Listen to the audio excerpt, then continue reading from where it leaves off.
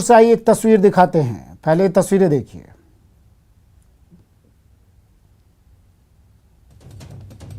भरतपुर की तस्वीरें हैं।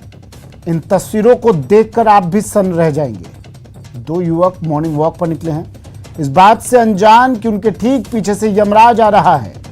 जी हां, ये युवक कुछ समझ पाते उससे पहले ही मौत बनकर ये एम्बुलेंस आ गई। दोनों युवकों को रौंदते हुए मौत बनकर 1-2 फीट नहीं पूरे 40 फीट तक दोनों युवकों को घसीटते हुए ले गई। इस हादसे में एक युवक की मौत हो गई जबकि दूसरा गंभीर रूप से घायल है, जिसका इलाज चल रहा है। कहा जा रहा है कि एम्बुलेंस का ड्राइवर नशे में था। घटना नदबई कस्बे में नदबई हलैना सड़क मार्ग की है। घटना का एक सीसीटीवी वीडियो भी सामने आया। टक्कर मारकर ये एम्बुलेंस आगे पुलिया से टकराई। एम्बुलेंस चालक को पुलिस ने अब हिरासत में ले लिया है।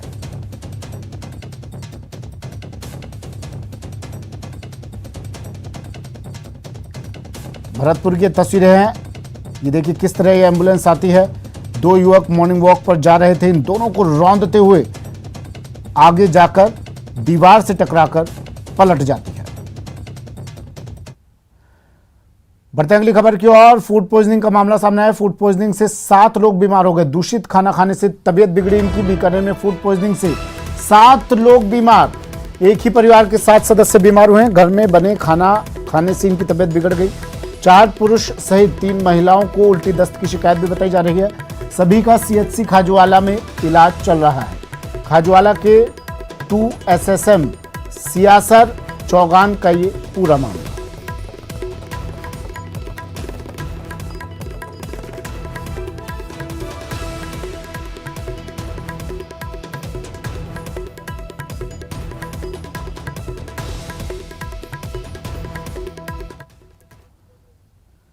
झील में एक युवक का शव मिला है। जयपुर से बड़ी खबर है। जयपुर में झील में एक युवक का शव मिला है। तालकटोरा में युवक का शव मिला। शव मिलने के बाद इलाके में सनसनी। गोताखोरों ने तालकटोरा झील से शव को बाहर निकाल लिया है। शव की जेब से आधार कार्ड और पैन कार्ड मिले, जिसकी शिनाख्त की गई तो युवक व्यास कॉलोनी निवासी पता चला। शिनाख्तगी के बाद मामले की जांच में पुलिस जुट गई।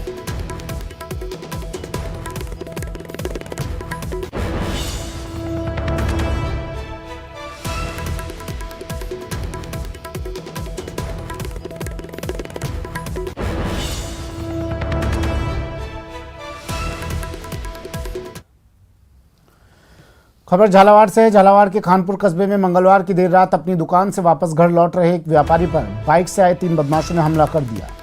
बदमाशों ने व्यापारी पर ताबड़तोड़ चाकू से वार किया और उसके पास से 2 लाख रुपए से भरा बैग लूटकर फरार हो गए। व्यापारी को घायल अवस्था में देख आसपास के लोग उनके पास पहुंचे और व्यापारी महेश सिंधी को खानपुर के सरकारी अस्पताल ले गए, जहाँ प्राथमिक उपचार के बाद उन्हें जिला अस्पताल के लिए रेफर किया गया। मामले की सूचना मिलने के बाद खानपुर थाना पुलिस भी मौके पर पहुंची और जांच पड़ताल के बाद बदमाशों की तलाश में जुट गई।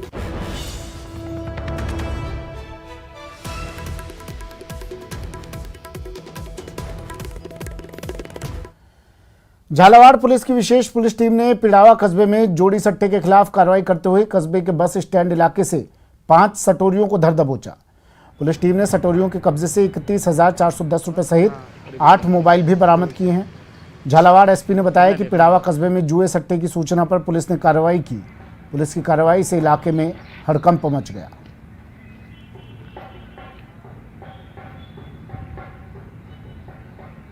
हाँ, बड़ी बिल्डिंग गिर गया। ठीक है, कितना देखना है इधर?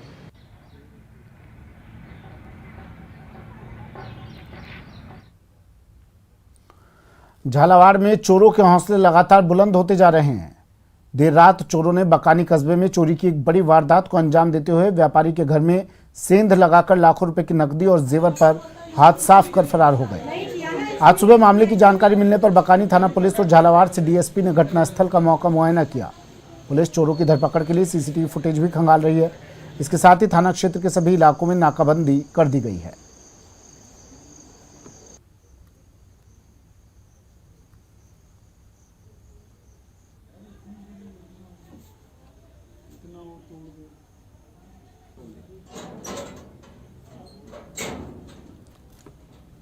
खबर भरतपुर से है। भरतपुर में बीती रात 3 साल का बच्चा छत से नीचे गिर गया। बच्चे को बचाने के लिए उसके मामा ने भी छत से छलांग लगा दी, जिसमें मामा और भांजा गंभीर रूप से घायल हो गए।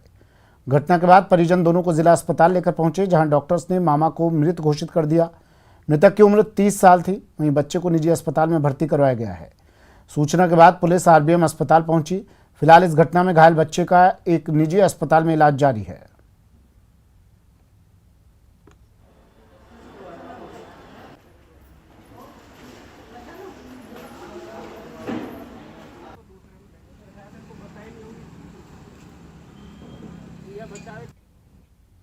कोली मोहल्ले में मामा भांजे ऊपर मकान के ऊपर थे, तो भांजा नीचे गिर गया था। तो बचाने के प्रयास में मामा भी उसके साथ गिर गया है। भांजा राष्ट्रोमा में इलाज के भर्ती है, तो मामा की सुनने में आ रहा है उसकी मृत्यु हो गई है। जो RBM हॉस्पिटल में उसकी डेड बॉडी रखी है, इलाज जारी है।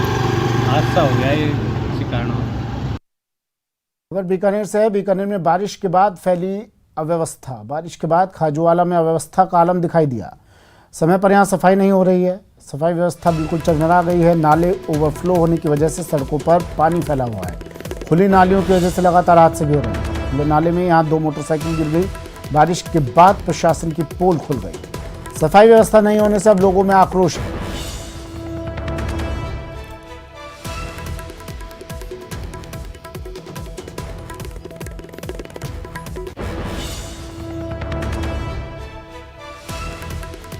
बीकानेर से खबर है। बीकानेर में बारिश के बाद प्रशासन की खुली पोल।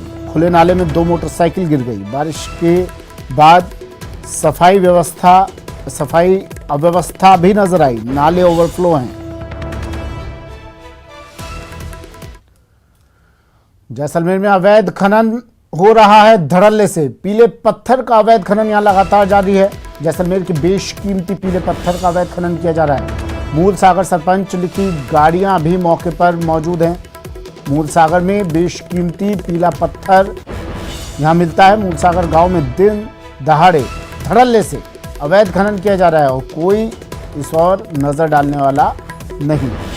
बरसाती पानी के नाले को खनन माफिया खोद रहे हैं। खनन विभाग और पुलिस प्रशासन ने इस ओर से आंखें मूंद रखी है। पुलिस प्रशासन ने इस ओर से आंखें मूंदी हुई है। कोई कार्रवाई यहां होती नहीं दिखाई दे रही।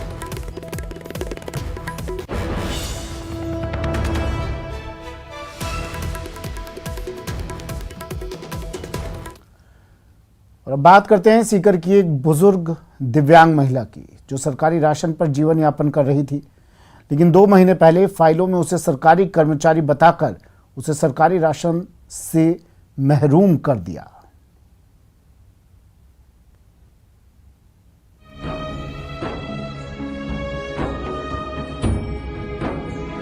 ये है सीकर के फतेहपुर कस्बे की रहने वाली मंजू देवी। मंजू देवी की किस्मत पर नियति ने क्रूर प्रहार तो पहले ही कर दिया था। अब सिस्टम ने भी उन्हें दर दर भटकने के लिए छोड़ दिया है। छोटी उम्र में ही मंजू देवी के पति ने उनका साथ छोड़ दिया और फिर एक हादसे में उनका एक पैर भी चला गया। किसी तरह से सरकारी राशन के भरोसे वो अपने और अपने बेटे का पेट भर रही थी। पिछले 2 महीने से वो राशन भी ये कहकर बंद कर दिया गया कि वो एक सरकारी कर्मचारी है, जबकि सच्चाई ये है कि ना तो मंजू देवी और ना उनके बेटे किसी सरकारी नौकरी में हैं। 181 पर शिकायत करी, वो भी सुनाई कौन करी 2 महीना से। SDM कौन जाए, वो भी कौन सुने, 4 बार जाए। और वो नरेश शर्मा ने भी शिकायत करी, वो भी कौन जवाब दे। कौन उठावे पहली थाने क्यों मिला है? पहले मिला मैंने। अच्छा, अब 2 महीना से कौन मिल गया। अब क्या बतावा था ना क्यों? अब क्यों कौन कहे कि हाँ आगे से होसी पास होसी कर्सी चेकिन सामने जाए तो चेकिन बाकी लगी कि मैं। सरकारी राशन के लिए मंजू देवी पिछले 2 महीने से तमाम अधिकारियों के दफ्तरों के चक्कर लगा चुकी है, लेकिन अभी तक सिवाय आश्वासन के कुछ भी नहीं मिला। SDM भी यही कह रहे हैं कि जल्द ही इस समस्या का समाधान कर लिया जाएगा और मंजू देवी को फिर से सरकारी राशन मिलना शुरू हो जाएगा। एक शपथ पत्र लेकर के और पार्षद जी से और अन्य व्यक्ति से पहचानकर्ता के रूप में दस्तखत करवा दो कि भाई मैं शपथ पूर्वक कहती हूँ कि मेरे परिवार में कोई गवर्नमेंट सर्वेंट नहीं है और न कोई गवर्नमेंट की पेंशन ले रहा है। मैं एक जो गरीब महिला हूँ, मुझे ये वापस खाद्य सुरक्षा का लाभ दिया जाए। तो उनसे बात हो गई, मैं ये प्रार्थना पत्र लेकर के उनको भिजवाऊँगा और वो जयपुर से संशोधन जल्दी करवा करके पुनः उनको लाभ दिलाएंगे। एसडीएम की बातों से लगता है कि मंजू देवी को जल्द ही राहत मिल जाएगी, लेकिन सवाल ये है कि उसका राशन बंद हुआ तो क्यों हुआ और उनके नाम पर सरकारी कर्मचारी क्यों और किसकी वजह से लिखा गया। इन सवालों का जवाब किसी के पास नहीं है और सिस्टम के इसी गैर जिम्मेदाराना रवैये की वजह से मंजू देवी जैसे लोगों को दर दर भटकना पड़ता है। संदीप हुड्डा, न्यूज़ 18 राजस्थान, सीकर।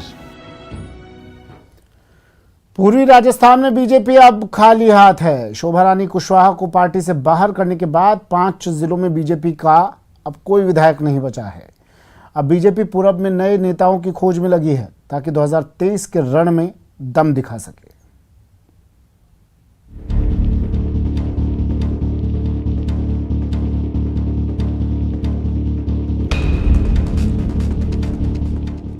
पूर्वी राजस्थान में अब कमल और ज्यादा मुरझा गया है। धौलपुर जिले से पार्टी की जो एकमात्र विधायक थी, उन शोभा रानी कुशवाहा को राज्यसभा के रण में क्रॉस वोटिंग की वजह से बीजेपी ने बाहर का रास्ता दिखा दिया है और ये संदेश भी दे दिया है कि बीजेपी में गलती की कोई गुंजाइश नहीं। सिद्धांतों से समझौता करने वालों को बीजेपी नहीं बख्शती। वो जिधर जाना चाहे जाए। हमने तो हमारी तरफ से हम अपनी पार्टी में डिसिप्लिन को तोड़ना कभी किसी कीमत पर बर्दाश्त नहीं करते हैं। निश्चित रूप से इस प्रकार का एक्शन करने वालों के खिलाफ इसी प्रकार का कठोर एक्शन करना चाहिए। उसके कारण से जनता आपको पसंद करती है, आपसे घृणा नहीं करेगी। पूरब के 5 जिलों से बीजेपी का भले ही अब एक भी विधायक न हो, लेकिन बीजेपी को पक्का यकीन है कि 2023 में प्रदेश के साथ साथ पूरब में भी कमल की दमदार वापसी होगी। प्रदेश अध्यक्ष सतीश पूनिया ने तो पार्टी को समंदर बता दिया जो किसी के आने और जाने से कभी नहीं सूख सकता। देखिए, पार्टी बहुत बड़ी है। पार्टी सामाजिक रूप से, भौगोलिक रूप से और वैचारिक रूप से इतनी बड़ी है कि इसमें इतना बड़ा समुद्र है कि लोग आते और चले जाते हैं।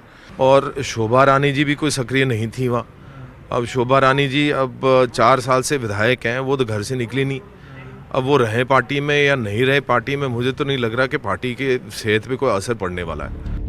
लेकिन बीजेपी के लिए पूर्वी राजस्थान की डगर इतनी आसान भी नहीं। ये इलाका गहलोत सरकार का गढ़ है, जहां से आधा दर्जन मंत्री हैं। निगमों और बोर्डों की जिम्मेदारी देकर कांग्रेस ने अपनी पकड़ और मजबूत कर ली है।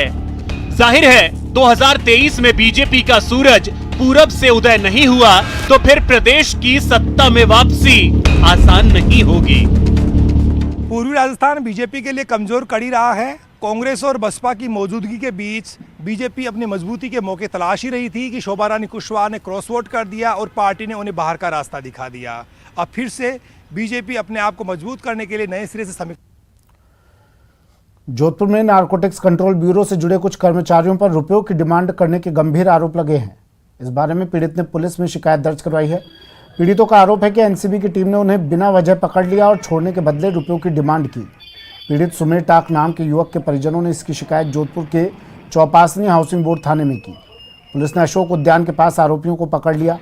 प्रारंभिक तौर पर पता चला कि पकड़े गए दोनों आरोपी नारकोटिक्स कंट्रोल ब्यूरो में कर्मचारी हैं। पुलिस अधिकारियों ने बताया कि पीड़िता सुमेर टाक को पाली के पास एक टोल नाके से उठाया और फिर उसके साथ मारपीट भी की गई। पुलिस अब पूरे मामले की गहनता से जांच कर रही है।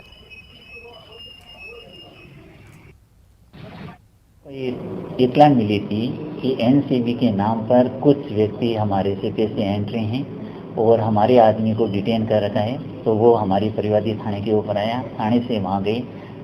जाने के बाद में उस परिवादी के साथ जिसको डिटेन किया हुआ था उनको लेकर आए। जहाँ जो व्यक्ति थे वो उनसे पूछताछ की गई तो दोनों व्यक्ति एनसीबी के। नागौर जिले में पुलिस महकमे में एक अजीब मामला सामने आया है। यहाँ एक पुलिसकर्मी पर एसएचओ को ब्लैकमेल करने का आरोप लगा है।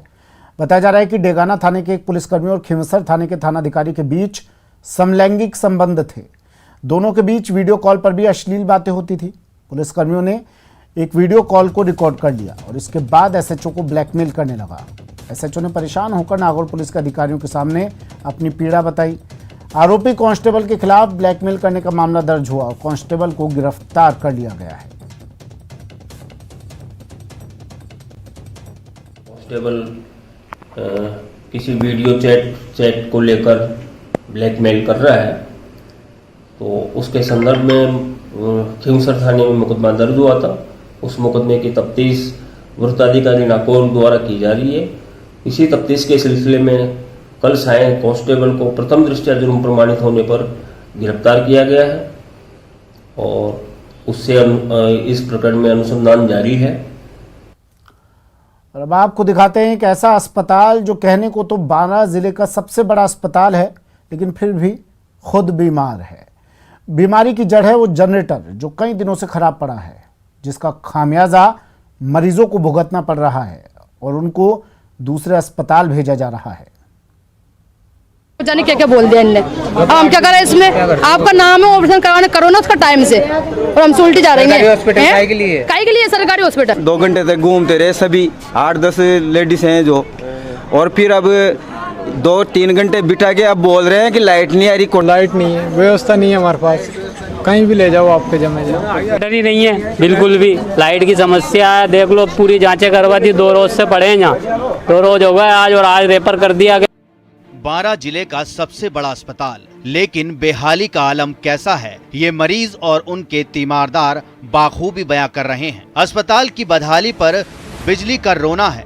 बिजली बैकअप के लिए जनरेटर तो है, लेकिन वो खुद कई दिन से बीमार है। बंद जनरेटर मरीजों का दर्द बढ़ा रहा है। सबसे बड़ा सवाल, अस्पताल में ऐसे कैसे काम चलेगा? अगर कोई मरीज सीरियस हालत में भर्ती हुआ तो क्या होगा? कल से उसने खाना नहीं खाया ऐसे काम चलेगा इनका डॉक्टरनियों का? ऐसा काम नहीं चलेगा। अभी मान लो कोई अगर ज्यादा सीरियस होती तो उसका क्या होता? उसका तो कोई वो मत नहीं था, कोई जीवन नहीं है उसका। और भी महिलाएं क्या ऐसी? 10-20 है। कई गर्भवती महिलाएं ऑपरेशन के इंतजार में रात भर भूखी प्यासी रहीं, लेकिन सुबह होते ही जिम्मेदारों ने जनरेटर में खराबी बताकर अपनी जिम्मेदारी से पल्ला झाड़ लिया और दर्जनों गर्भवती महिला मरीजों को कोटा रेफर कर दिया। कोटा ले जाओ। लाइट नहीं है, पेट काट दे, ये वो फलाना। भाई ऑपरेशन थिएटर में तो लाइट होना ही चाहिए इमरजेंसी में। अब इनका कहना है खराब है या नहीं है, ये अपन कैसे कह सकते हैं? अपने पास जो पहले जनरेटर था ना, उसका जो एक सिस्टम होता है ऑन ऑफ करने का, वो खराब हो रहा है। सुना आपने, कई दिनों से जनरेटर का ऑन ऑफ स्विच खराब है। वो और बात है कि अभी तक ठीक नहीं हो पाया, लेकिन फिर भी अस्पताल प्रशासन ने अपनी ड्यूटी निभाई। ऐसी मानवता दिखाई कि मरीज परेशान हैं और तीमारदार हैरान। सब के सब हॉस्पिटल को कोस रहे हैं और अस्पताल के अधिकारी बिजली की आंख मिचौली और जनरेटर की खराबी को दोष दे रहे हैं। विपिन तिवारी, न्यूज़ 18, बारां। और अब बात चूरू की, जहां बारिश आफत बनकर बरसी है। हाल यह है कि शहर के कई इलाके जलमग्न हो गए हैं, जहां देखो बस पानी ही पानी नजर आ रहा है, जिससे आम लोगों को काफ़ी परेशानी का सामना करना पड़ रहा है। खासकर जौहरी सागर, चांदनी चौक, चैजारा मोहल्ला, झारिया मौरी इलाके में लोग घरों में कैद होने को मजबूर हैं। लोगों का आरोप है कि जल निकासी को लेकर प्रशासन की ओर से कोई पहल नहीं की जा रही।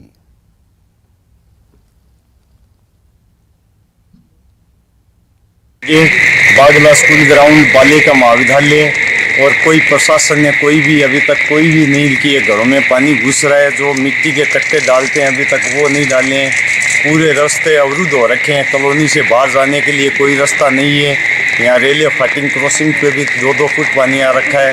कोई भी मतलब मार्केट में जाते हैं तो कोई भी रास्ता सारा जाम हो रखा है, कोई भी रास्ता जाने के लिए यहाँ नहीं है। किसी को कहाँ जाना है, अपने गंतव्य तक जाने के लिए चूरू के पूरे रास्ते अवरुद्ध हो रखे हैं। इतनी हालत खराब हो रखी है। और अब बात सुजानगढ़ की, यहाँ भी हाल कुछ जुदा नहीं है। गांधी चौक, लाडनू बस स्टैंड के साथ ही मुख्य बाजारों में बरसाती पानी का ठहराव हो जाने से आम लोगों के साथ साथ व्यापारियों को भी दिक्कतों का सामना करना पड़ रहा है। गांधी चौक और लाडनू बस स्टैंड पर कई दुकानदारों के व्यापारिक प्रतिष्ठान जल भराव के कारण नहीं खुल पाए। दूसरी ओर नगर परिषद के आयुक्त कमलेश कुमार मीणा ने बताया कि विद्युत सप्लाई बाधित होने के कारण पानी निकासी में देरी हुई है। बाकी सभी जगहों पर पंप सेट के जरिए पानी निकासी का काम जारी है।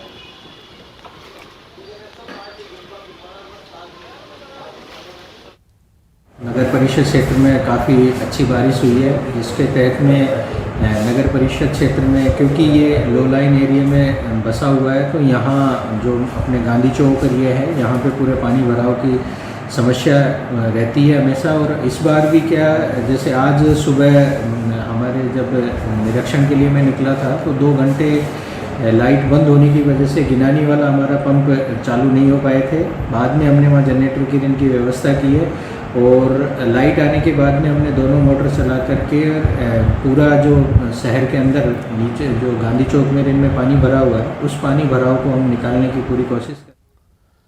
फिलहाल इतना ही, दीजिए इजाजत, नमस्कार।